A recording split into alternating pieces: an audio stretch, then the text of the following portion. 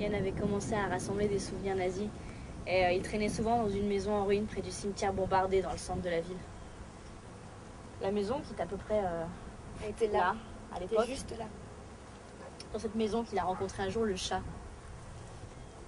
Jamais il avait eu quelque chose pour ou contre les chats jusqu'ici. Maintenant il avait quelque chose contre eux.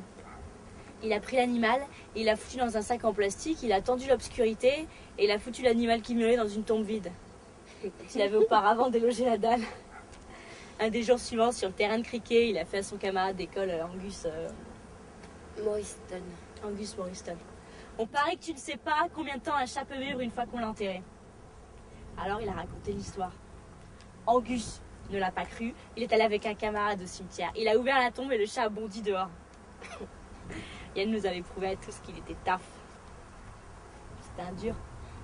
Il le prouvera une fois de plus dans l'affaire du déculottement. Ouais. Un ou deux garçons à l'école avaient attrapé Billy le timide et ils s'étaient moqués de sa virilité maigrichonne. Ils l'appelaient tous Lady Finger. Lady Finger. Et puis Yann était là aussi et puis il fumait et ils s'en sont pris à sa culotte à lui aussi. Et Yann a juste dit tout tranquillement « Ok, ok ». On était épatés. Il a coincé sa cigarette entre ses lèvres pour avoir les deux mains libres. « Ok », a-t-il dit, « qu'est-ce que je peux vous montrer ?» Après, comme s'il retirait d'un cornet quelque chose de particulièrement précieux, il l'a sorti. La cigarette au coin de la bouche et le visage dans la fumée. Et pour un gars qui était en pleine croissance, c'était un objet qui avait tout à fait belle tenue et qui pourtant n'était même pas encore pleinement éveillé. Là, on a dû reconnaître tout feu, tout flamme, Yann le favori. Après, Yann a quitté l'école. Ouais, il a quitté l'école. Il a travaillé comme garçon de course, ensuite chez un boucher. Et il lisait des polars et occasionnellement, pendant les longues soirées d'hiver, on cambriolait des maisons. Yann avait presque 17 ans quand de nouveau la police l'a attrapé.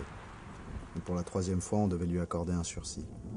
Condition, c'est sa mère naturelle, Maggie Stuart, qui devait le prendre chez elle.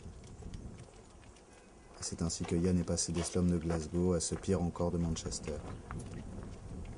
Il n'emportait avec lui que quelques coupures de journaux sur Hitler et un exemplaire usé d'une édition cartonnée du 3e mois.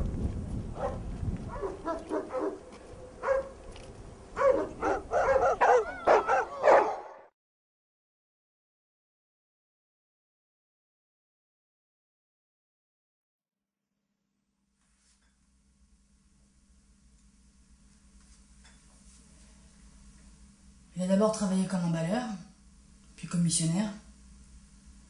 Ensuite, il est devenu chômeur. Il s'est remis de nouveau à voler. Il a fait 2 ans de prison pour mineur.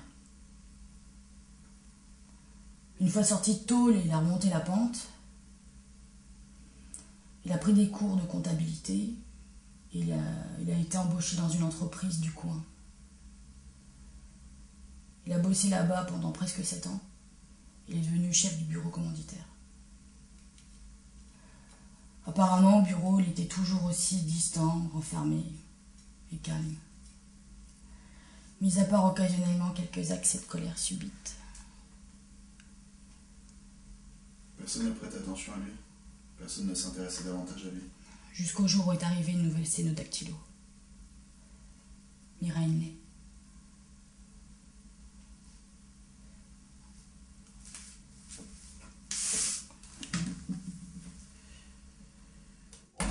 Alors que les autres filles du quartier avaient déjà des amis, Myra se promenait encore avec le petit Michael Higgins de la rue d'à côté. Elle le choyait comme un poupon et le défendait contre les garçons plus grands. Et puis, par un après-midi d'été, le poupon s'est cassé.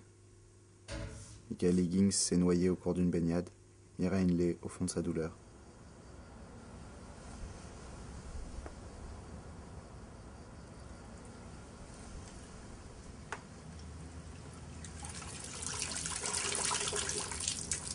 Elle était devenue complètement apathique.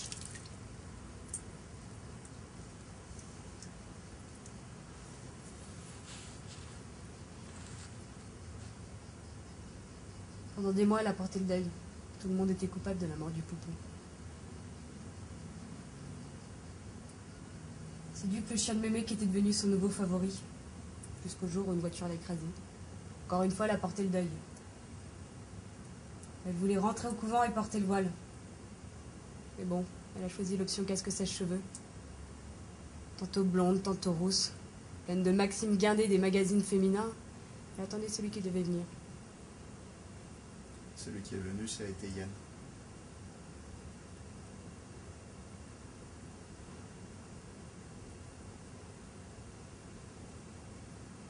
Yann ne lui prêtait aucune attention. Plus exactement, il l'a soumise au régime de la douche écossaise. Le bain de trempe a duré jusqu'au Nouvel An 62.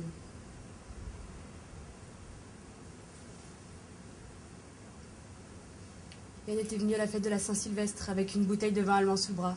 Très homme du monde. Les parents sous le charme. Tous les deux se sont glissés dans la chambre de Mira et Yann en est venu rapidement la chose. Il a dépucelé Mira abruptement sans faire de quartier, comme si rien ne s'était passé, il est rentré chez lui. Yann demandera à Mira de se faire un costume bavarois, la teutonne parfaite. Il l'appellera ici. Ils boivent chaque soir du vin allemand et écoutent le Führer. C'est Mira qui doit aller chercher le vin. Chaque soir davantage. 2, 3, voire 4 bouteilles.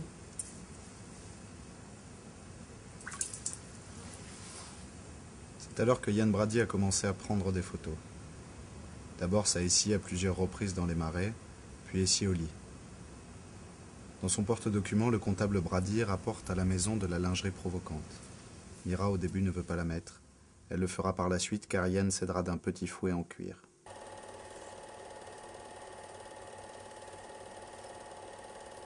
On peut aussi voir sur les photos Yann, seul et avec Mira pendant l'acte sexuel, ou bien avec une expression blasée sur le visage.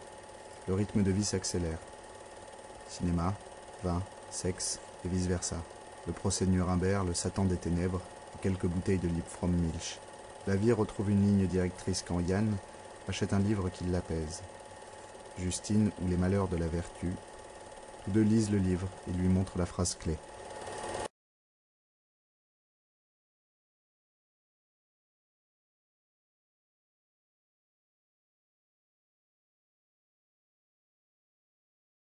Mira sait ce qu'elle veut quand dans la voiture de location, après une beuverie dans le marais, elle conduit Yann à travers la ville et passe devant le marché d'Ashton-sur-Lyne. Là, dans le brouillard, il est 17h45, un garçon est appuyé à une poubelle. C'est John Kilbridge, 12 ans. La voiture s'arrête, John Kilbridge monte.